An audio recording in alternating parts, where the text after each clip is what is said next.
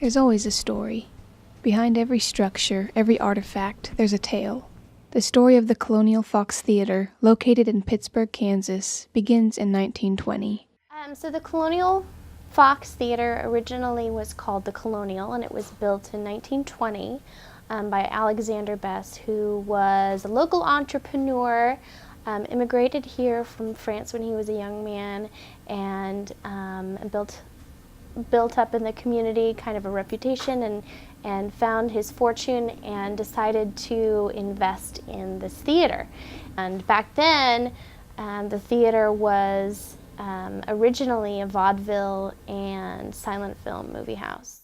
Through the years, the theater has played a large role in the community, serving as a hotspot for both teen and family outings. For some community residents, going to the Colonial Fox was life-changing. This theater holds a lot of memories for the community for several different reasons. This is where kids had their music recitals. This is where they had their band concerts as kids.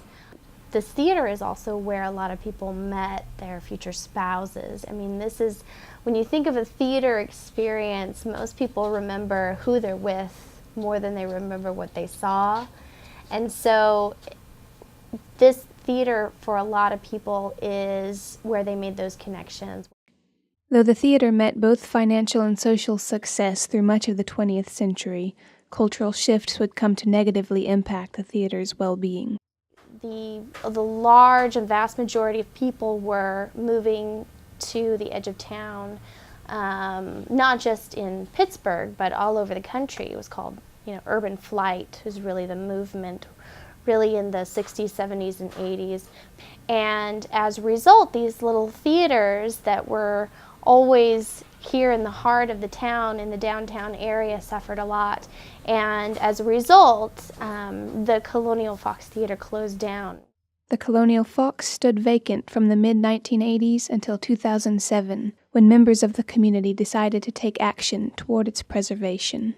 A small group of people decided to come together and form a nonprofit called the Colonial Fox Theater Foundation, and we raised the money to purchase the building when really otherwise it would have been demolished. Since taking possession in 2007, the foundation has worked to repair and further preserve the theater for future generations. For GTV, I'm Maggie Vogts.